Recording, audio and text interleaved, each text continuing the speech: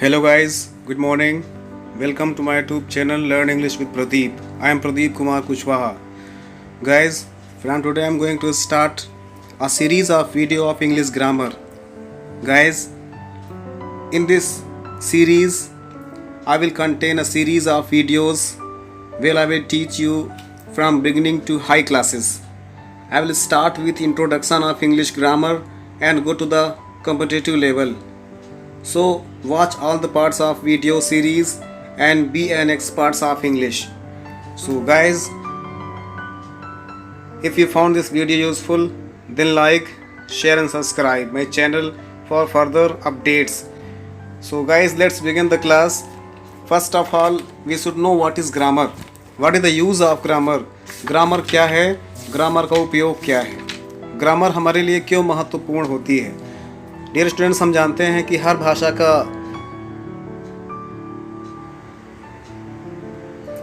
प्राण व्याकरण होती है, ग्रामर होती है, और हर भाषा की ग्रामर होती है। उसी प्रकार से इंग्लिश की भी अपनी ग्रामर है। तो गाइस, हमको जानना ज़रूरी है ग्रामर की कुछ परिभाषाएं हैं, ग्रामर क्या है, ग्रामर का भाषा में क्या महत्व है। तो व्याकरण उस शास्त्र को कहा जाता है जिसमें भाषा के शुद्ध करने वाले नियम बताए गए हों। किसी भी भाषा का अंग प्रत्यंग का विश्लेषण तथा विवेचन व्याकरण या ग्रामर कहलाता है। व्याकरण वह विधा है जिसके द्वारा भाषा को शुद्ध बोलना, पढ़ना, लिखना आदि सिखाया जाता है। गैस, व्याकरण का दूसरा नाम शब्दानुशासन भी है। व्याकरण के नियमों के ज्ञाता को व्याकरण कहते हैं। जो व्याकरण का विशेष ज्ञाता होता है, व्याकरण का विशेष जानकार होते हैं व्याकरण के, उन्हें व्याकरण कहते हैं। इसलिए भाषा में व्याकरण का विशेष महत्व है जो उसका अलंकार बढ़ाता है, लिखना, पढ़ना, बोलना सिखाता है। तो गाइस, आज हम शुरुआत करेंगे first chapter of the grammar, sentences. English alphabet से स्टार्ट करते हैं। There are 26 letters in English alphabet. अंग्रेजी भाषा की वर्णमाला में कुल 26 अक्षर या लेटर्स होते हैं, जिनमें ए, ई, आई, ओ, यू ये 5 प्रकार के लेटर्स को हम वॉवेल्स कहते हैं, और बचे हुए 21 लेटर्स कॉन्सोनेंट्स कहलाते हैं। Means A, E, I, O, U ये वॉवेल्स होते हैं, और जो बचे हुए कॉन्सोनेंट्स पार्ट्स कहलाते हैं। तो आपने जाना 26 लेटर्स होते हैं जिनमें 5 वॉवेल्स निकल गए, तो पूरे कॉन्सोनेंट्स 21 होते हैं। देखते हैं कौन कौन से हैं ये। B, C, D, F, G, H, J, K, L, M, N, P, Q, R, S, T, V, W, X, Y, Z ये अक्षर व्यंजन या कॉन्सोनेंट्स कहलाते हैं। इन अक्षरों के मिलने से शब्द बनते हैं, और स्वरों और व्यंजन दोनों ही मिलकर शब्द बनाते हैं, जैसे book, house, read, clever, under, etcetera. Guys, you know, letter is the smallest unit of a language. Letter किसी भाषा की सबसे छोटी इकाई होती है। लेटर जब इकट्ठा होकर के मिलते हैं तो शब्द बनाते हैं, और शब्द जब इकट्ठा होते हैं तो एक सेंटेंस बनाते हैं, और फिर सेंटेंस से पैराग्राफ्स और चैप्टर्स और बुक्स, फिर लाइब्रेरीज बनती हैं। तो हम लोग को जानना बहुत महत्वपूर्ण है कि इंग्लिश ग्रामर में 26 लेटर्स होते हैं, जिसमें ए, ई, आई और U, A, E, I, O, U ये वॉवेल्स पार्ट हैं, और अदर जो 21 हैं वो कॉन्सोनेंट्स या व्यंजन के हिस्से हैं, व्यंजन के पार्ट हैं, और इनका किसी भी सेंटेंस के किसी भी शब्द को बनाने में बहुत महत्वपूर्ण भूमिका होती है। तो हम लोग जानते हैं थोड़ा सा लेटर क्या है। कोई पूछ ले व्हाट इज लेटर्स, तो आप बताओगे letters are the smallest unit of a language. Letter या अक्षर किसी भाषा की सबसे छोटी इकाई होते हैं, और लेटर्स के मिलने से ही शब्द बनता है। तो हिंदी में कोई पूछ सकते हैं कि शब्द क्या है, तो आप बताओगे अक्षरों का वह समूह जिसका कोई सार्थक अर्थ होता है, अर्थात a group of letters which have a meaningful word is are called या इज कॉल्ड अ वर्ड। उसी प्रकार कोई पूछ सकता है आपसे सेंटेंस क्या होता है, तो आप बताएंगे शब्दों का वह समूह जिसका कोई सार्थक भाव स्पष्ट होता है। थोड़ा सा इसमें जानना ज़रूरी है कि शब्द से अर्थ स्पष्ट होता है लेकिन वाक्य से भाव स्पष्ट होता है। तो क्या जाना आपने, सेंटेंस क्या होता है? शब्दों का वह समूह जिसका कोई सार्थक भाव स्पष्ट होता है वो वाक्य कहलाता है, सेंटेंस कहलाता है। डियर स्टूडेंट्स, ध्यान रहे कि हम एक भी शब्द ऐसा नहीं लिख सकते हैं जिसमें वॉवेल्स का प्रयोग ना हो, केवल राइम को छोड़ करके। राइम में RHYTHM रिदम में वॉवेल नहीं है, लेकिन कहा जाता है कि वाई इसमें वॉवेल का काम कर रहा है। शब्द भेद के अनुसार शब्द अनेक प्रकार के होते हैं जिनका अध्ययन हम पार्ट्स ऑफ स्पीच में करेंगे। इसका मैं अलग से वीडियो बना दूंगा पार्ट्स ऑफ स्पीच का, जिसके माध्यम से हम शब्द भेद और उनके प्रकारों का अध्ययन करेंगे। जब हम कुछ बोलते हैं या लिखते हैं तो हम शब्दों का प्रयोग करते हैं। हम प्रायः उन शब्दों का प्रयोग समूह में करते हैं, जैसे birds fly in the sky, birds fly in the sky, पक्षी आकाश में उड़ते हैं।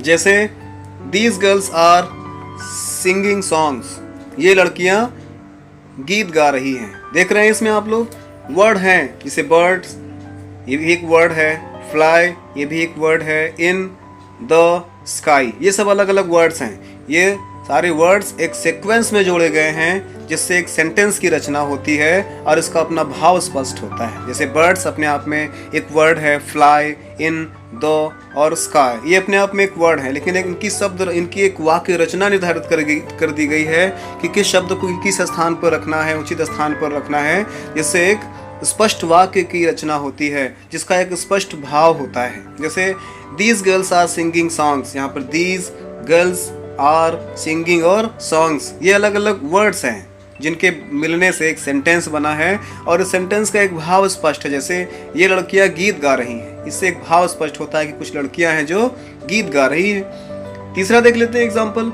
आवर सोल्जर्स फॉट ब्रेवली, हमारे सैनिक बहादुरी से लड़े। द सन इज हॉट, सूर्य गर्म होता है या सूर्य गर्म है। डियर स्टूडेंट्स, अतः शब्दों का ऐसा समूह जिससे पूर्ण भाव व्यक्त होता है वाक्य कहलाता है, सेंटेंस कहलाता है। इसका हम इंग्लिश डिफिनेशन में देख सकते हैं, अ group of words which makes a complete sense is called a sentence. A group of words, शब्दों का एक समूह, विच मेक्स जो बनाता है, अ कंप्लीट सेंस एक पूर्ण भाव, इज कॉल्ड अ सेंटेंस एक वाक्य कहलाता है। अर्थात शब्दों का वह समूह जो एक भाव व्यक्त करता है, एक भाव स्पष्ट करता है, वो वाक्य कहलाता है। गाइस, सेंटेंस की बात करते हैं। There are 5 kinds of sentences. English grammar में अलग अलग प्रकार के भावों के आधार पर वाक्य 5 प्रकार के होते हैं। जैसे असर्टिव सेंटेंस, जिसे कथनात्मक विधि सूचक वाक्य या साधारण वाक्य भी कहते हैं। दूसरा है इंट्रोगेटिव सेंटेंस, जिसे प्रश्नवाचक वाक्य भी कहते हैं। एक्चुअल में इंट्रोगेटिव सेंटेंस 2 प्रकार के होते हैं। जैसे पहला इसमें helping verb type interrogative sentence होता है, दूसरा है question verb type interrogative sentence. अर्थात helping verb type interrogative sentence वे सेंटेंस होते हैं जिनका जवाब हम यस या नो में दे सकते हैं। जैसे आर यू अ स्टूडेंट, तो अगर हैं तो यस, अदरवाइज नो। दूसरा है बी नंबर में कह सकते हैं हम question word type interrogative sentence, जिसमें सेंटेंस की शुरुआत क्वेश्चन वर्ड से होती है। जैसे व्हाट इज़ योर नेम, तो इसमें व्हाट इज़ योर नेम यहाँ पर यस या नो से काम चलने वाला नहीं है।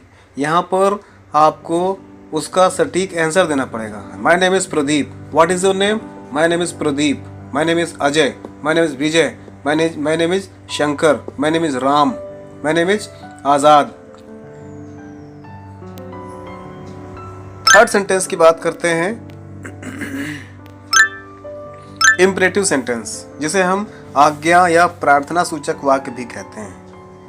ये स्पेशली हम लोग बोलने में यूज़ करते हैं। इसमें मैं बताऊंगा डिटेल में इसको भी। इसमें यू शब्द है जो छिपा रहा है, जैसे come here, go there, help me, please help me, respect your elders, तो इस प्रकार से ये आपके इम्परेटिव सेंटेंसेस होते हैं, जिनमें हम आज्ञा या प्रार्थना सूचक वाक्य, इसमें सलाह भी होता है, सजेस्ट भी होता है, एडवाइस होता है, प्रपोजल भी इसी के द्वारा होते हैं। तो देखते हैं हम लोग इसको बात करेंगे।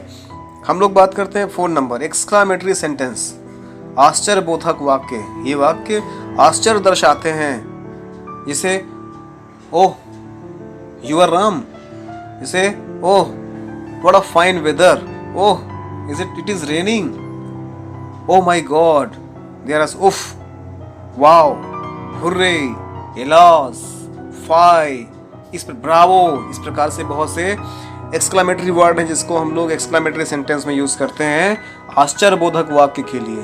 देखते हैं 5 नंबर, ऑप्टेटिव सेंटेंसेस, इच्छाबोधक वाक्य। इसमें हम लोग प्रार्थना रखते हैं, इसमें हम लोग इच्छा रखते हैं, विश करते हैं, जैसे good luck, God may bless you, may live a long life.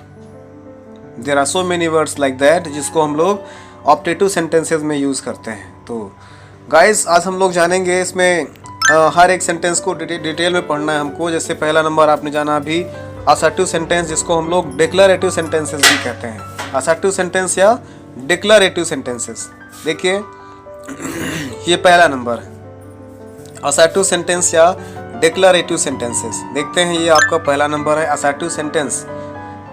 जैसे इन वाक्यों से किसी घटना के होने या ना होने का वर्णन होता है। इस प्रकार यह असर्टिव सेंटेंस भी 2 भागों में बांटा गया होता है, जैसे अफर्मेटिव सेंटेंस और निगेटिव सेंटेंस। अफर्मेटिव सेंटेंस को हम लोग स्वीकारात्मक या सकारात्मक वाक्य भी कहते हैं, अर्थात ये सकारात्मक वाक्य या स्वीकारात्मक वाक्य है, ये किसी के द्वारा कही गई बात में उसके जवाब में कहा जाता है। दूसरा है निगेटिव सेंटेंस, दूसरा है निगेटिव सेंटेंस, नकारात्मक वाक्य। ये किसी की बात को निगेट करने के लिए, अर्थात नकारात्मक भाव स्पष्ट करने के लिए, नहीं करने के लिए होता है। तो आपने जाना गाइस, असर्टिव सेंटेंस को 2 भाग में बांटते हैं, अफर्मेटिव सेंटेंस और निगेटिव सेंटेंस। अफर्मेटिव सेंटेंस को हिंदी में स्वीकारात्मक या सकारात्मक वाक्य कहते हैं, अर्थात ये बात को स्वीकार की गई होती है। दूसरा आपका है निगेटिव सेंटेंस, ये बात को ना स्वीकार की गई होती है, अर्थात नकार दी गई होती है। जैसे एग्जाम्पल भी आपके सामने लिखा हुआ है मैंने, जैसे हरी रीड्स अ बुक, हरी एक पुस्तक पढ़ता है, ये क्या है, स्वीकार कर ली गई है, इसमें सकारात्मक भाव का बोध हो रहा है, हरी रीड्स अ बुक। दूसरा एग्जाम्पल है Mohan does not sing a song, Mohan गीत नहीं गाता है। यहाँ पर देखिए नहीं शब्द आ गया, अर्थात ये नकारात्मक वाक्य है, निगेटिव सेंटेंस है। जिन वाक्यों में नो, नॉट या नेवर, फॉरबिड इस प्रकार के वर्ड यूज किए गए होते हैं वो निगेटिव सेंटेंस होता है। और जैसे आप देख रहे हैं थर्ड एग्जांपल दिया हुआ, कमला इज इल, कमला बीमार है। यहाँ पर नॉट तो नहीं आया कहीं पे, नो तो नहीं आया कहीं पे, नेवर तो नहीं आया कहीं पे ना, यहाँ पर क्या लग रहा है, ये स्वीकारात्मक वाक्य, अर्थात कमला बीमार है, ये बात सत्य है, तो ये क्या है, अफर्मेटिव सेंटेंस है, स्वीकारात्मक वाक्य है। जैसे हम लोग चौथा एग्जांपल देखते हैं, Ram is not present, Ram उपस्थित नहीं है, राम इज नॉट प्रेजेंट। ये क्या लग रहा है, यहाँ पर देखिए, यहाँ पर नॉट का प्रयोग हुआ है, यहाँ पर नहीं शब्द आया हुआ है, तो ये क्या होना चाहिए, निगेटिव सेंटेंस होना चाहिए, नकारात्मक वाक्य होना चाहिए, क्योंकि यहाँ पर निगेशन दिख रहा है, नकारात्मकता स्पष्ट हो रही है। तो गाइस हमने जाना अभी तक असर्टिव सेंटेंस जिनसे विधि सूचक वाक्य अर्थात ये साधारण वाक्य होते हैं, इनको भी हम लोग 2 भागों में बांटते हैं, अफर्मेटिव सेंटेंस और निगेटिव सेंटेंस। अफर्मेटिव सेंटेंस में स्वीकारात्मक भाव व्यक्त होता है और नेगेटिव सेंटेंस में नकारात्मक भाव स्पष्ट होता है। आपने एग्जाम्पल यहाँ पर देख लिया है, तो यहाँ पर एग्जाम्पल में हरी रीड्स अ बुक और कमला इज इल, ये दोनों क्या है, ये दोनों अफर्मेटिव सेंटेंस है। दूसरा एग्जाम्पल देखिए, यहाँ पर लिखा हुआ है Mohan does not sing a song और राम इज नॉट प्रेजेंट, ये दोनों क्या है, निगेटिव सेंटेंसेस का एग्जाम्पल है। तो आगे बढ़ते हैं। आपने जान लिया होगा, समझ लिया होगा असर्टिव सेंटेंस क्या होता है। हाँ ठीक है, वेरी गुड। आइए आगे बढ़ते हैं, थर्ड नंबर देखते हैं, सेकंड नंबर देखते हैं। सेकंड नंबर है आपका इंट्रोगेटिव सेंटेंस। पढ़ेंगे हम लोग इंट्रोगेटिव सेंटेंस। मैंने बताया था ना इंट्रोगेटिव सेंटेंस के बारे में भी कि इंट्रोगेटिव सेंटेंस 2 प्रकार के होते हैं। इंट्रोगेटिव सेंटेंस में क्या होता है, इन वाक्यों से कोई प्रश्न पूछा जाता है। क्या होता है, इन वाक्यों से कुछ प्रश्न पूछे जाते हैं। इन वाक्यों के द्वारा हम प्रश्न पूछते हैं। और हमने बताया ना अभी कि प्रश्न पूछने पर दो प्रकार से बनते हैं। प्रश्न पूछने के लिए जिनका उत्तर दो प्रकार से बनता है। एक ऐसा बनता है जिसका उत्तर हम यस या नो में दे सकते हैं, और दूसरा ऐसा क्वेश्चन होता है जिसका उत्तर हम यस या नो में नहीं देते, बल्कि उसके लिए हमको सेंटेंस बनाना पड़ता है। जैसे हम लोग देखते हैं अभी example, are you going to school? क्या तुम स्कूल जा रहे हो? क्या आप इसका उत्तर यस या नो में दे सकते हैं? यस। क्या आप स्कूल जा रहे हैं? क्या तुम स्कूल जा रहे हो? अगर जा रहे हैं तो बोलेंगे yes I am going to school. नहीं जा रहे तो बोलेंगे नहीं, no I am not going to school. ठीक, क्या है हमारा इंट्रोगेटिव सेंटेंस है। किस प्रकार का? हेल्पिंग वर्ब प्रकार का है, क्योंकि हम लोग यहाँ पे देख रहे हैं और क्या है ये हेल्पिंग वर्ब सेंटेंस के स्टार्टिंग में आ रहा है और लास्ट में क्या लगा है? क्वेश्चन मार्क लगा है। तो क्वेश्चन मार्क ही अपने आप में एक आइडेंटिफिकेशन है ये बताने के लिए कि सेंटेंस हमारा इंट्रोगेटिव सेंटेंस है। और किस प्रकार का सेंटेंस है इंट्रोगेटिव में? हेल्पिंग वर्ब प्रकार का होगा तो ये हेल्पिंग वर्ब प्रकार का होगा तो सेंटेंस में हेल्पिंग वर्ब पहले दिया होगा।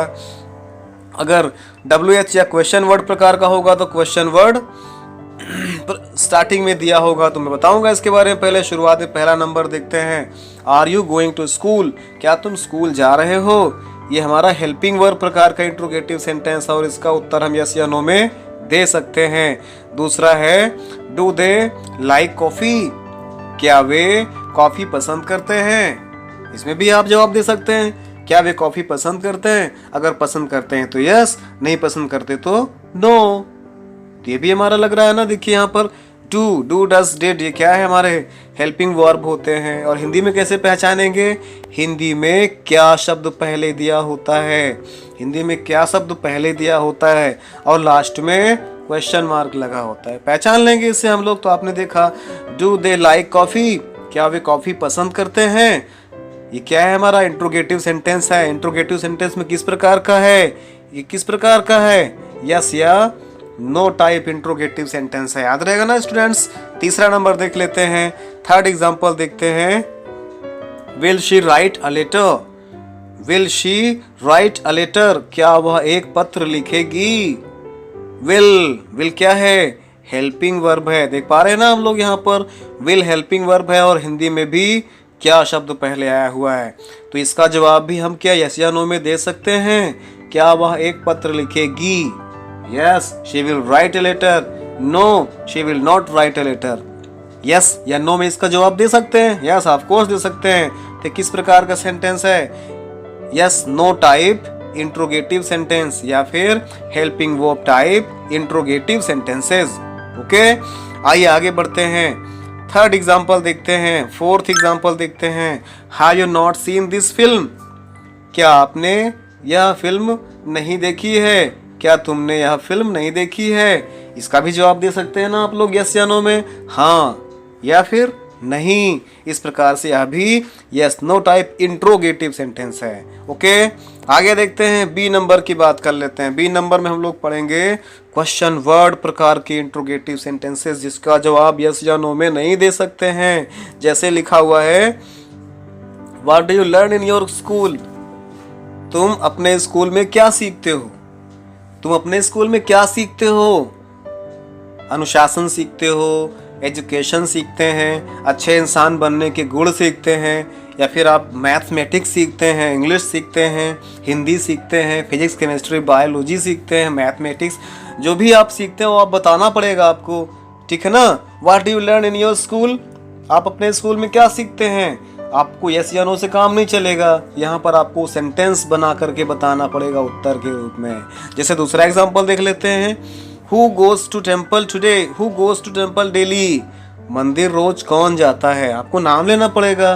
मंदिर रोज रवि जाता है, मंदिर रोज मेरी माता जी जाती हैं। आपको बताना पड़ेगा ना, ऐसे होने से काम नहीं चलेगा। और दूसरी बात देखिए, यहाँ पर क्वेश्चन वर्ड पहले लिखा हुआ है और हिंदी वाक्य में वह क्वेश्चन वर्ड का अर्थ बीच में दिया होता है। ठीक है ना।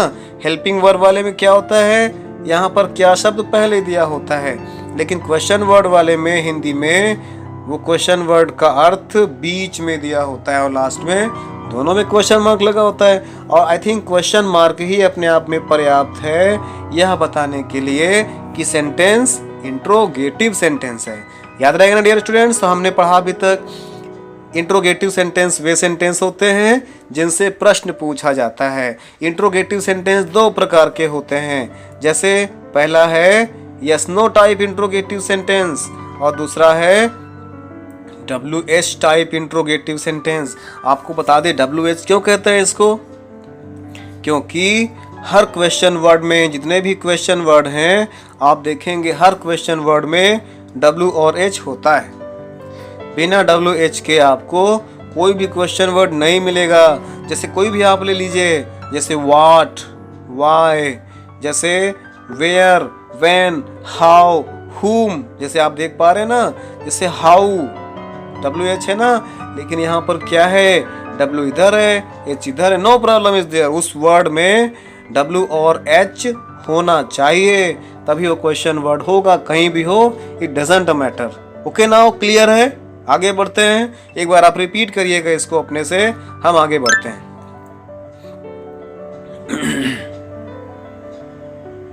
ठीक है, ओके लेट्स प्रोसीड।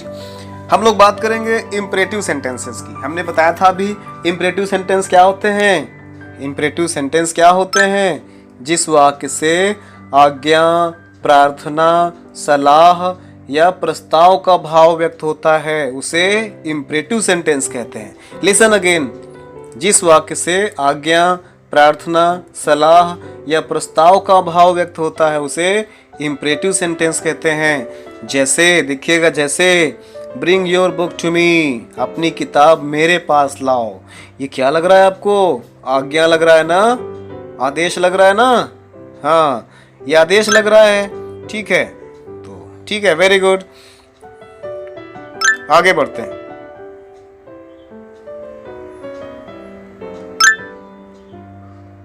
आगे बढ़ते हैं, जैसे दूसरा एग्जांपल देख लीजिए, give me your book please, कृपया अपनी किताब मुझे दे दो। कृपया, देखो ना कृपया लगा हुआ है, प्लीज, प्लीज यह क्या शो करता है, कृपया, अर्थात आप किसी सामने वाले से रिक्वेस्ट कर रहे हैं, प्रार्थना कर रहे हैं। तो give me your book please ये क्या शो कर रहा है, प्रार्थना शो कर रहा है। ठीक है ना। तो पहला वाला क्या कह रहा, क्या शो कर रहा था, bring your book to me, ये आज्ञा शो कर रहा है। दूसरा वाला क्या कर रहा है, give me your book please, यह प्रार्थना शो कर रहा है। क्लियर है ना, कृपया अपनी किताब मुझे दे दो। और एक बात यहाँ पर ध्यान रखने वाली बात है, इसमें सेंटेंस के शुरुआत में यू शब्द होता है जो कि छिपा रहता है, यू शब्द होता है जो कि, चलिए अगला एग्जांपल देखते हैं। अगला एग्जांपल है हेल्प द नीडी। अगला एग्जांपल है हेल्प द नीडी।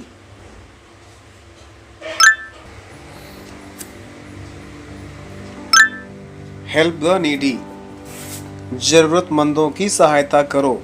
देखिए यहाँ पर क्या लग रहा है, ये एक प्रकार से सलाह लग रहा है। क्या लग रहा है, सलाह लग रहा है। हेल्प द नीडी, जरूरतमंदों की मदद करो, जो असहाय हैं उनकी हेल्प करो, उनकी मदद करो। ये क्या दे रहे हैं हम, सलाह दे रहे हैं। यहाँ पर भी देखो सब्जेक्ट नहीं है छिपा हुआ है, क्योंकि हम जो कहेंगे, सलाह देंगे, वो अपने सामने वाले को बोलेंगे, और अपने सामने वाले को हम लोग यू बोलते हैं, आप, तुम बोलते हैं। तो चाहे हम बोलें ज़रूरतमंदों की सहायता करो, चाहे हम ये बोलें कि आप ज़रूरतमंदों की सहायता करो, सलाह दे रहे हैं हम लोग। यहाँ पर यू होता है बट हिडन रूप से होता है। ठीक है ना। ओके गाइस, आगे बढ़ते हैं। एग्जाम्पल क्वेश्चन नंबर 4 देखते हैं। Let us go to the movie, let us go to the movie. आओ सिनेमा चलें, आओ सिनेमा देखने चलें, आओ सिनेमा घर चलें। ये क्या कर रहा है, ये प्रस्ताव कर रहा है, प्रपोजल दे रहा है, प्रस्ताव दे रहा है। जहाँ पर भी लेट अस यूज हुआ होगा उससे हम समझ जाएंगे कि यहाँ पर प्रपोजल हो रहा है, प्रस्ताव हो रहा है। तो हम लोग देख रहे हैं यहाँ पर भी प्रपोजल हो रहा है, प्रस्ताव हो रहा है। एक प्रकार से इम्परेटिव सेंटेंस का भाव स्पष्ट हो रहा है, इसलिए यह हमारा क्या है, इम्परेटिव सेंटेंस है। आज्ञा या प्रार्थना सूचक वाक्य है ना ये, उसमें ये भाव, प्रस्ताव प्रकार का वाक्य है। और एग्जाम्पल देखते हैं, क्वेश्चन नंबर 5 देखते हैं। डू नॉट गो देयर, वहाँ मत जाओ। डू नॉट गो देयर, वहाँ मत जाओ। क्या दे रहे हैं?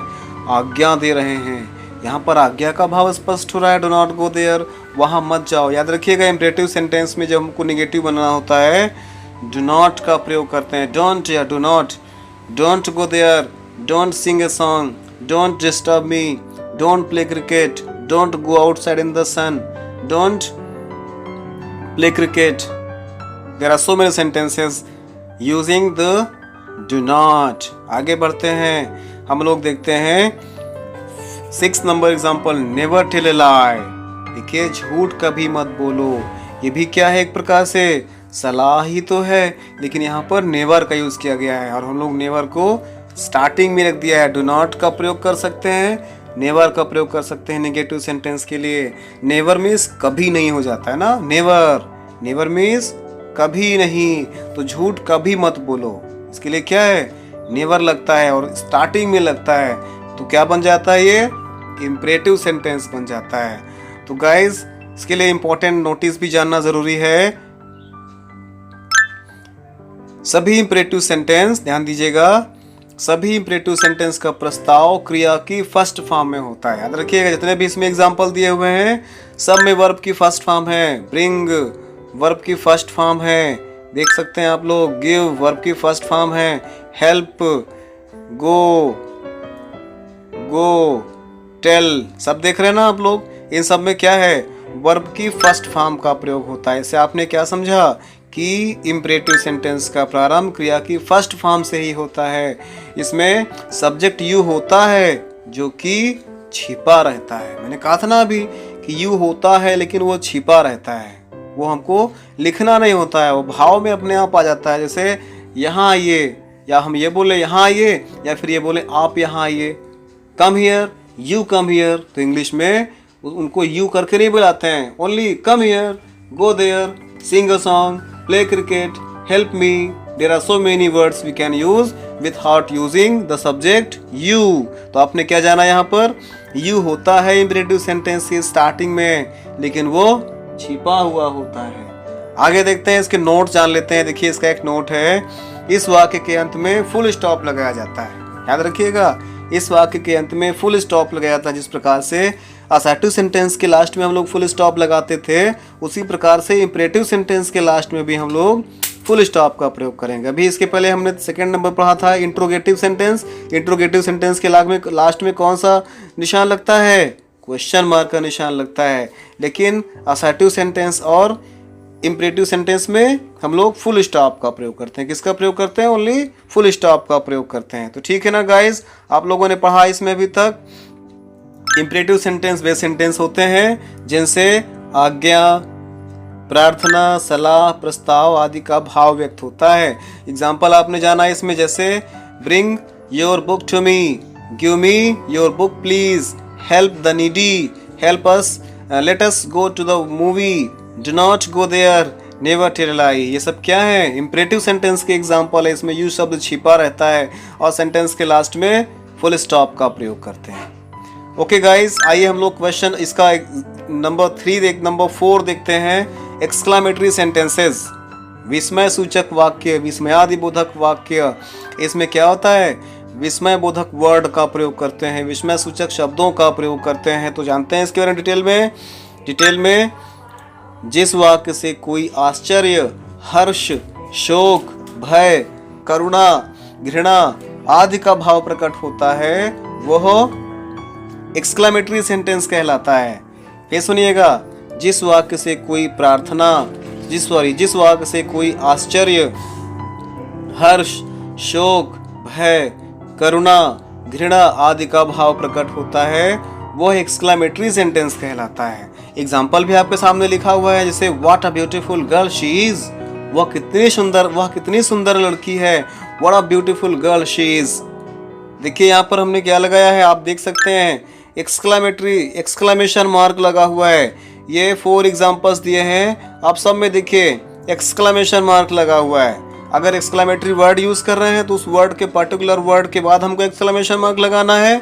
ये एलॉस, हुर्रे, वाव, फाय, इस तरह जो वर्ड, ब्रावो, इस तरह जो वर्ड है उनके बाद हमको जैसे हमको लिखना है ब्रावो, BRAVO, ब्रावो मीन्स शाबाश। तुरंत इसके बाद हमको क्या लगाना है, एक्सक्लेमेशन मार्क का प्रयोग करना होता है। लेकिन कुछ ऐसे जैसे वाट है और हाउ है, इस प्रकार से वाट और हाउ के बाद कोई जो हमारे एडजेक्टिव लग जाते हैं तो उसके लिए हम लोग लास्ट में लगाते हैं। जैसे आप लोग देख पा रहे हैं, आपके सामने लिखा हुआ है what a beautiful girl she is, वह कितनी सुंदर लड़की है। ये क्या लग रहा है, इससे सरप्राइज, आश्चर्य का भाव हो रहा है ना, आश्चर्य व्यक्त हो रहा है। इससे हम लोग समझ गए कि हमारा क्या है, एक्सक्लेमेटरी सेंटेंस है। एक्सक्लेमेटरी सेंटेंस को जानने का एक और तरीका है कि इसके लास्ट में एक्सक्लेमेशन मार्क भी लगा होता है।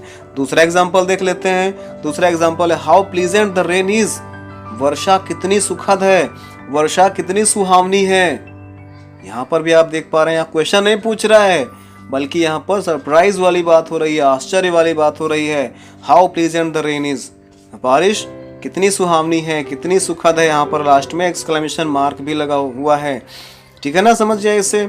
अब और देख लेते हैं, इसमें थर्ड एग्जांपल है व्हाट अ मिसफॉर्च्यून, कैसा दुर्भाग्य है। मिसफॉर्च्यून मीन्स दुर्भाग्य, कैसा दुर्भाग्य है।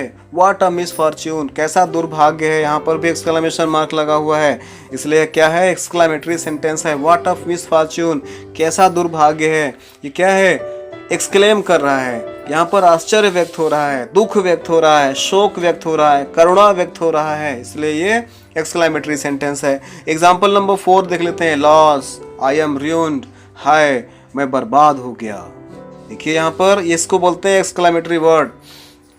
ये एक्सक्लेमेटरी वर्ड के जस्ट बाद हमको एक्सक्लेमेशन मार्क का प्रयोग करना होता है। लॉस जैसे लिखा है ना, यहाँ पर आप देख पा रहे हैं, एलॉस लिखने के जस्ट बाद हमको यहाँ पर एक्सक्लेमेशन मार्क दिखाई पड़ रहा है। इससे क्या लग रहा है कि ये वर्ड एक्सक्लेमेटरी वर्ड है, और एक्सक्लेमेटरी वर्ड के जस्ट बाद हमको एक्सक्लेमेशन मार्क का प्रयोग करना होता है। तो देखिए यहाँ पे लिखा हुआ है लॉस, बहुत दुखद है, हाय आई एम ruined, मैं बर्बाद हो गया। यहाँ पर भी एक सेंटेंस कैसा सेंटेंस है, एक्सक्लेमेटरी सेंटेंस है, क्योंकि यहाँ पर भी एक्सक्लेम हो रहा है, करुणा व्यक्त हो रही है, शोक और दुख व्यक्त हो रहा है। ठीक है ना। जैसे और थोड़ा आगे इसमें देख लेते हैं, ऐसे वाक्यों में कभी कभी कर्ता या क्रिया नहीं लिखते हैं, परंतु कर्ता या क्रिया को छिपा हुआ माना जाता है, और यह बात वाक्य नंबर 3 में दिखाई पड़ रही है। इसे पूरा इस प्रकार से भी लिखा जा सकता है, जैसे what a misfortune it is, यह कैसा दुर्भाग्य है। कैसा दुर्भाग्य है बोले, या फिर यह कैसा दुर्भाग्य है, इसको हम लोग इस प्रकार से भी ले सकते हैं। आप लोग समझ पा रहे हैं ना मेरी बात को। इसको हम लोग चाहे बोले व्हाट अ फॉर्च्यून, चाहे व्हाट अ मिसफॉर्च्यून, या फिर बोले what a misfortune it is, यह कैसा दुर्भाग्य है। ठीक है ना। इसमें क्या है, सब्जेक्ट और क्रिया को छिपा हुआ मान लिया गया है। इट और इज इट क्या है, सब्जेक्ट है, इज क्या है, वर्ब था, लेकिन हमने दोनों को छिपा दिया है। नो प्रॉब्लम इज देयर, भाव स्पष्ट है। आगे बढ़ते हैं, इसको थोड़ा नोट जानना जरूरी है। इन वाक्यों के अंत में विस्मय बोधक चिन्ह, जैसे मैंने बताया अभी आपको लास्ट में, इन वाक्यों के अंत में विस्मय बोधक चिन्ह का प्रयोग करते हैं। जैसे एलॉस, हुर्रे, ब्रावो आदि शब्दों के तुरंत बाद आश्चर्य बोधक चिन्ह लगाना आवश्यक है। जैसे एलॉस, हुर्रे, वाव, ब्रावो, फाय, ऐसे बहुत सारे वर्ड्स मिलेंगे जो एक्सक्लेमेटरी वर्ड्स हैं। इनके जस्ट बाद हमको एक्सक्लेमेशन मार्क या आश्चर्य बोधक चिन्ह लगाना अति आवश्यक है। गाइस देखते हैं इसका पार्ट 5 देख लेते हैं। इसका सेंटेंस का 5वां प्रकार है ऑप्टेटिव सेंटेंस। ऑप्टेटिव सेंटेंस को मैंने बताया अभी इच्छा या प्रार्थना सूचक वाक्य भी कहते हैं। ऑप्टेटिव सेंटेंस देखते हैं, इसको समझते हैं ये क्या है, इसका डिफिनीशन और इसकी पहचान कैसे करते हैं। जिस वाक्य से कोई आशीर्वाद, अभिशाप या कामना, जिसे हम लोग इच्छा कहते हैं, व्यक्त होता है, उस वाक्य को ऑप्टेटिव सेंटेंस कहते हैं। लिसन अगेन, जिस वाक्य से कोई आशीर्वाद, अभिशाप या कामना व्यक्त होता है, उन वाक्यों को हम ऑप्टेटिव सेंटेंस कहते हैं। एग्जाम्पल्स लिखे हुए हैं, जैसे आप लोग देख पा रहे हैं, मे यू लिव लॉन्ग, ईश्वर करे आप दीर्घायु हो। मे यू लिव लॉन्ग, ईश्वर करे आप दीर्घायु हो। ये क्या है, इसमें आशीर्वाद दिया जा रहा है। मे यू लिव लॉन्ग, ईश्वर करे आप दीर्घायु हो। यहाँ पर भी लास्ट में क्या लगेगा? एक्सक्लेमेशन मार्क लगेगा। आप सब में लास्ट में देख पा रहे हैं एक्सक्लेमेशन मार्क का प्रयोग। तो ऑप्टेटिव सेंटेंस में भी लास्ट में हमको एक्सक्लेमेशन मार्क का प्रयोग करना होता है, लेकिन भाव अलग होते हैं इसमें आशीर्वाद, कामना या श्राप या अभिशाप का भाव व्यक्त होता है। जैसे पहला नंबर आप देख, खास तौर से कुछ अधिकतर सेंटेंसेस में या माइट से स्टार्ट होते हैं, आवश्यक नहीं है, बट एटलीस्ट 60-70% सेंटेंसेस ऐसे हैं जो में से स्टार्ट होते हैं। ओके, देख पा रहे हैं हम लोग। मे यू लिव लॉन्ग, ईश्वर करे आप दीर्घायु हो। जैसे may you go to hell, भगवान करे तुम नरक में जाओ। ये क्या है? अभिशाप, श्राप दिया जा रहा है, श्राप का भाव व्यक्त हो रहा है, अर्थात निगेटिव बात की जा रही है इसमें। तो क्या है ये हमारा है ऑप्टेटिव सेंटेंस का भाग ही। तीसरा एग्जांपल देख पा रहे हैं हम लोग, लॉन्ग लाइव अवर किंग, हमारे राजा दीर्घायु हो। ये क्या है? हमारी कामना है, हमारी इच्छा है, हमारा भाव है, हमारी इच्छा है ईश्वर से कि हमारे राजा दीर्घायु हो। तो एग्जाम्पल आप लोग देख पा रहे हैं, मे यू लिव लॉन्ग, ईश्वर करे आप दीर्घायु हो। May you go to hell, भगवान करे आप नरक में जाएं। या फिर लॉन्ग लिव अवर किंग, हमारे राजा दीर्घायु हो। तो इस प्रकार से एग्जाम्पल्स आपके ऑप्टेटिव सेंटेंस पर आधारित हैं। याद रखिएगा गाइस, सेंटेंस के लास्ट में हमको एक्सक्लेमेशन मार्क का प्रयोग करना होता है। इन वाक्यों के प्रारंभ में सहायक क्रिया लिखी होती है, लेकिन यह आवश्यक नहीं है। और देखते हैं, ऐसे वाक्यों के अंत में भी एक्सक्लेमेशन मार्क या विस्मय बोधक चिन्ह लगाया जाता है। इसको नोट डाउन कर लीजिएगा। तो आपने जाना अभी तक ऑप्टेटिव सेंटेंस 5वां प्रकार है काइंड्स ऑफ सेंटेंसेस का। तो इस वाक्य से कोई आशीर्वाद, अभिशाप या कामना का भाव व्यक्त होता है। और हमने ये 3 एग्जाम्पल समझे। इस प्रकार से हमने अभी 5 सेंटेंसेस जान लिए हैं। 5 सेंटेंसेस कौन कौन से काइंड्स ऑफ सेंटेंसेस आपने जाना अभी तक? असर्टिव सेंटेंस आपने जाना, इंट्रोगेटिव सेंटेंस आपने जाना, इम्परेटिव सेंटेंस आपने जाना, एक्सक्लेमेटरी सेंटेंस और आपने जाना ऑप्टेटिव सेंटेंस। ये 5 प्रकार के काइंड्स ऑफ सेंटेंसेस हैं that are most important to know the sentences and how to create sentences, how to write English. If you want to write English, if you want to make a sentence, then how to use them, we will study in next part in parts of sentences. That are 2 types of sentences, subject and predicate. Guys, हम लोग parts of अगले parts में मैं आपको बताऊंगा कि sentence से कितने पार्ट्स होते हैं, सब्जेक्ट एंड प्रेडिकेट, और उसके बारे में हम आपको बताएंगे सब्जेक्ट क्या है, सब्जेक्ट की पहचान कैसे करते हैं और सब्जेक्ट के कितने पार्ट होते हैं। उसी प्रकार से प्रेडिकेट के बारे में जानेंगे, प्रेडिकेट क्या है, उसका सेंटेंस में वैल्यू क्या है, वो कितने प्रकार के होते हैं, उसको कैसे पहचानेंगे हम लोग। लेकिन अभी जो हमने पढ़ाया आप लोगों को सेंटेंसेस 5 प्रकार के होते हैं, उनको आइडेंटिफाई करना बहुत ज़रूरी है। सेंटेंस दिया हुआ है एज एग्जाम्पल, उसको पहचानना पड़ेगा कि ये कौन सा सेंटेंस है। उसके लिए हमें उन 5 सेंटेंसेस को जानना पड़ेगा, पहचानने के तरीके जानने पड़ेंगे, तभी हम सेंटेंसेस को पहचान पाएंगे कि कौन सा प्रकार का सेंटेंस है, जो आगे हम लोग के लिए हेल्पफुल होगा, एक्टिव वाइज, पैसिव वाइज के लिए भी और नरेशन में भी और आगे आने वाले सेंटेंसेस में हेल्पफुल होगा हमारे लिए। तो अभी मैं देखता हूँ आपको, मैं ये एक्सरसाइज के तौर पर आपको मैंने दिया है, इसको आप लोग देखिए। जैसे पहला लिखा हुआ है, the cow gives us milk, गाय हमें दूध देती है। सिंपल सेंटेंस है ये, श्योर है, असर्टिव सेंटेंस, साधारण वाक्य है इसमें, क्योंकि गाय हमें दूध देती है स्वीकारात्मक या विधि सूचक वाक्य है, ये स्पष्ट है।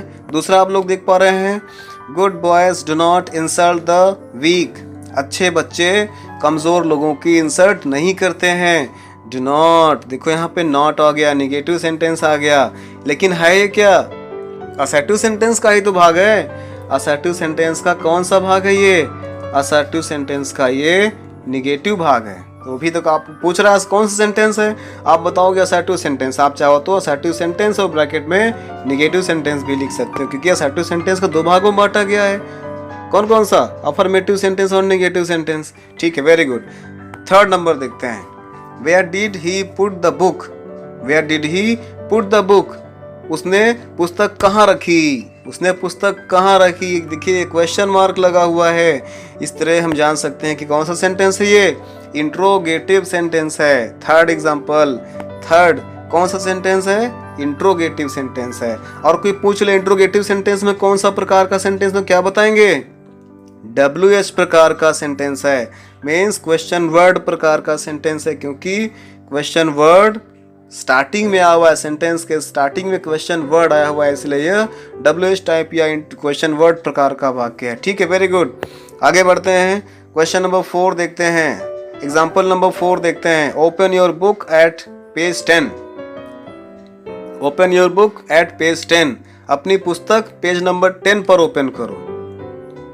देखो वर्ब पहले आ गया ना, मैंने कहा था जब वर्ब पहले आ जाए तो क्या होता है ये, और यू शब्द छिपा हो। Open your book on page number 10, अपनी पुस्तक पेज नंबर 10 खोलो, या आप अपने बुक की पेज नंबर 10 खोलिए। आप देखिए आप है लेकिन छुपा हुआ है ना, तो यहाँ पर ये कौन सा प्रकार का सेंटेंस होगा, ये इम्परेटिव सेंटेंसेस होगा, इम्परेटिव सेंटेंस होगा, याद रखिएगा इस बात को। एग्जाम्पल नंबर 5 देखते हैं, how fast he is walking, वह कितना तेज दौड़ रहा है, वह कितना तेज दौड़ रहा है। क्या ये एक्सक्लेम हो रहा है, आश्चर्य हो रहा है, तो क्या हो जाएगा, ये एक्सक्लामेटरी सेंटेंस हो जाएगा, याद रहेगा आपको।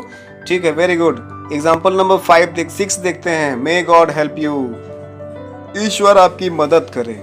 मे गॉड हेल्प यू, मैंने कहा था ना, मे अगर सेंटेंस के स्टार्टिंग में लगा है और देखिए लास्ट में क्या है, एक्सक्लेमेशन मार्क लगा है, तो हमारा सेंटेंस किस प्रकार का सेंटेंस होगा, ऑप्टेटिव सेंटेंस प्रकार का सेंटेंस होगा। ओके, तो आपने देखा मे गॉड हेल्प यू, ईश्वर आपकी मदद करे, ये हमारी क्या है, इच्छा है, ईश्वर से प्रार्थना है कि ईश्वर आपकी सुने, ईश्वर आपकी मदद करे, हेल्प करे, तो क्या है, ऑप्टेटिव सेंटेंस है। तो गाइस देखते हैं, आगे देखते हैं एक्सरसाइज नंबर नेक्स्ट मैंने आप लोग के लिए बनाया हुआ है, इसमें आप लोग प्रैक्टिस करिएगा। मैं क्वेश्चन बता रहा हूँ इसमें, study the above examples and tell the kinds of each of the following sentences. ये एग्जांपल दिए गए हैं, इन एग्जांपल्स को आपको पढ़ना है और एग्जांपल्स को पढ़ करके आपको बताना है कि कौन सा सेंटेंस किस प्रकार का सेंटेंस है। जैसे एग्जांपल के तौर पर मैं आपको बता रहा हूँ, पहला ले लीजिए example, Amit is a glorious film star. Amitabh या अमिताभ, अमित या अमिताभ, अमिताभ लिखा हुआ है इसमें, Amitabh is a glorious film star. Amitabh एक ग्लोरियस शानदार फिल्म स्टार हैं। क्या ये किस प्रकार का सेंटेंस है, ये असर्टिव प्रकार का सेंटेंस है। किस प्रकार का सेंटेंस है, असर्टिव प्रकार का सेंटेंस है। First, Amitabh is a glorious film star, assertive sentence हो जाएगा ये। दूसरा नंबर देखते हैं, Indian army wins honour in every field.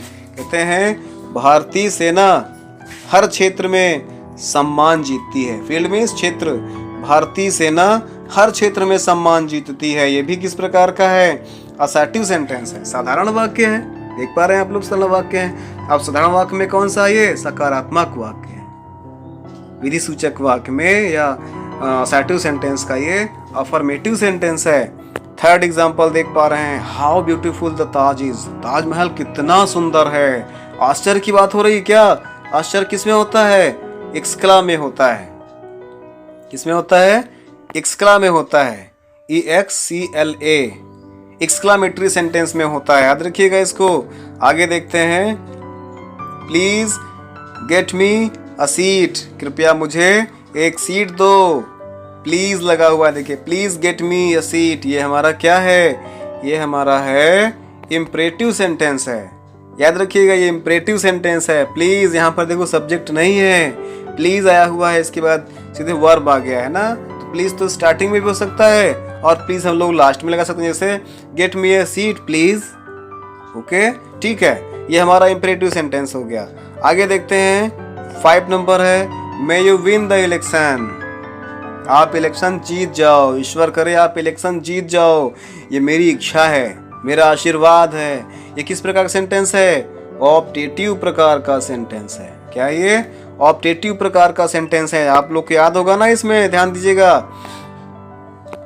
इसमें आप लोगों को बताया भी था मैंने आप लोग को इसमें बताया भी था।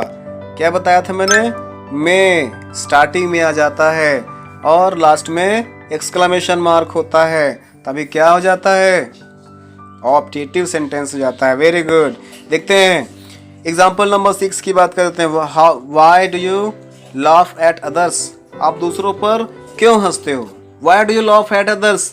आप दूसरों पर क्यों हंसते हो? देखो लास्ट में क्या लगा हुआ है, इसमें क्वेश्चन मार्क लगा हुआ है। सीधे आपने पहचान लिया, क्वेश्चन मार्क सिर्फ एक ही सेंटेंस के साथ लगता है। वो क्या इंट्रोगेटिव सेंटेंस के साथ लगता है। याद रहेगा ना, सिर्फ इंट्रोगेटिव सेंटेंस के साथ लगता है। कोई पूछ ले आपसे कि ये इंट्रोगेटिव सेंटेंस में कौन सा प्रकार का सेंटेंस, आप क्या बताओगे?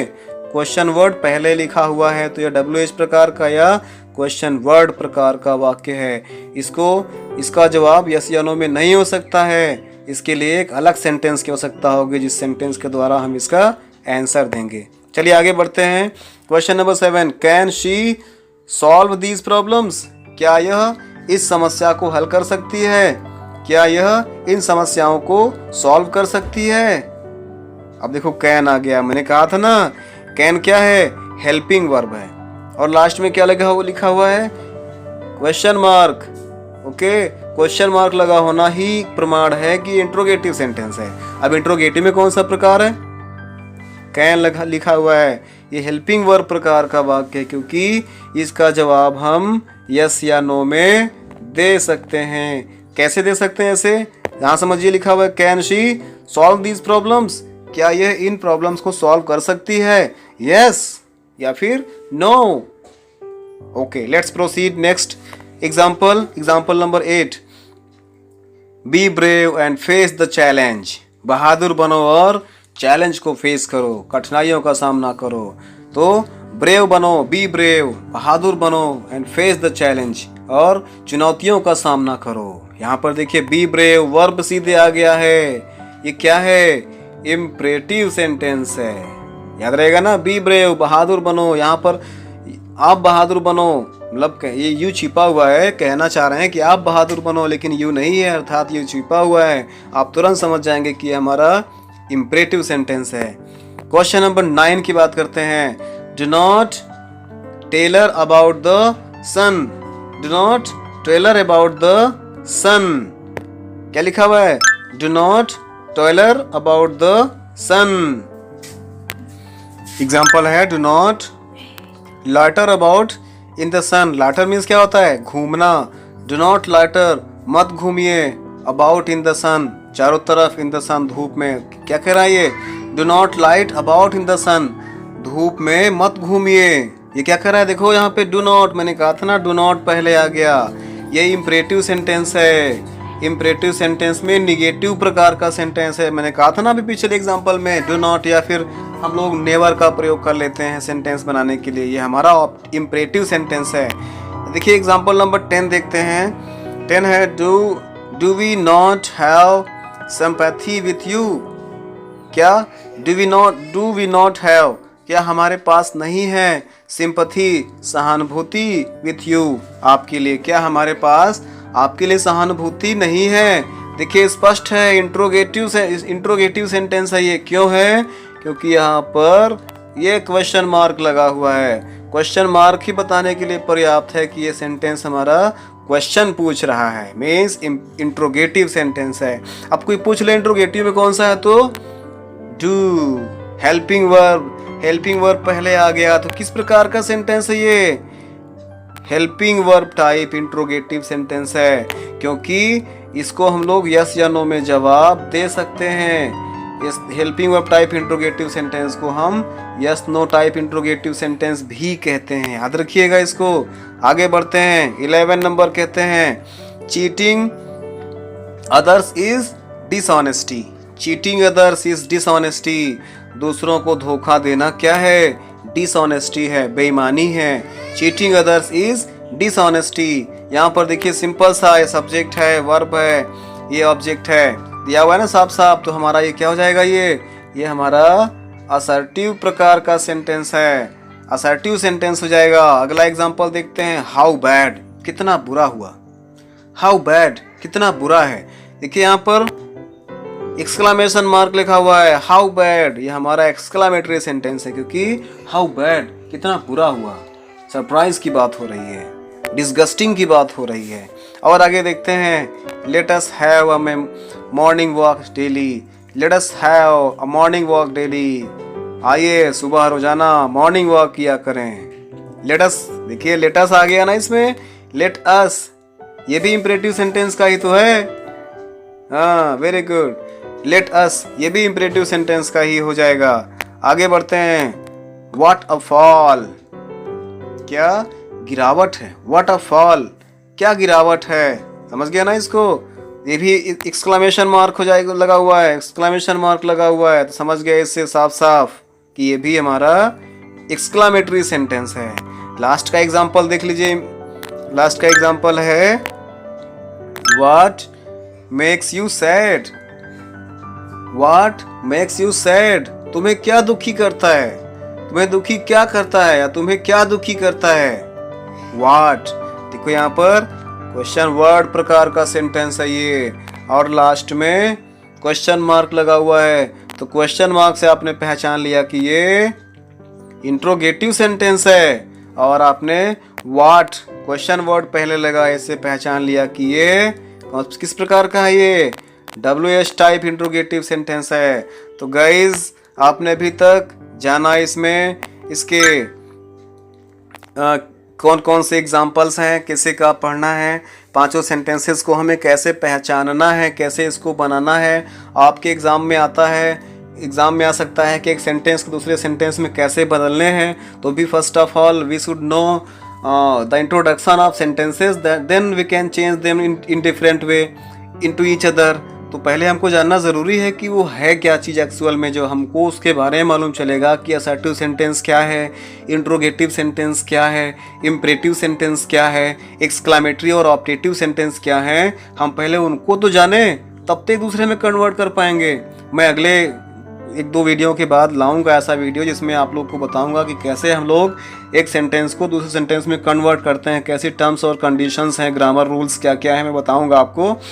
लेकिन अभी मैं इसका अगला पार्ट जो बनाने वाला हूँ गाइस, वो होने वाला है parts of the sentences. Sentence के कौन कौन से पार्ट्स होते हैं, सेंटेंस के कितने पार्ट्स होते हैं। गाइस हम जानते हैं सेंटेंस के दो पार्ट्स होते हैं। दो पार्ट्स कौन कौन से हैं, सब्जेक्ट और प्रेडिकेट। आप जानते हैं सब्जेक्ट को हिंदी में उद्देश्य कहते हैं, प्रेडिकेट को विधेय कहते हैं। तो गाइस मैं इसके लिए अलग वीडियो बनाऊंगा, ये वीडियो काफ़ी लॉन्ग होने वाला है, इसलिए अभी तक के लिए थैंक यू, जय Hind, stay home, stay safe.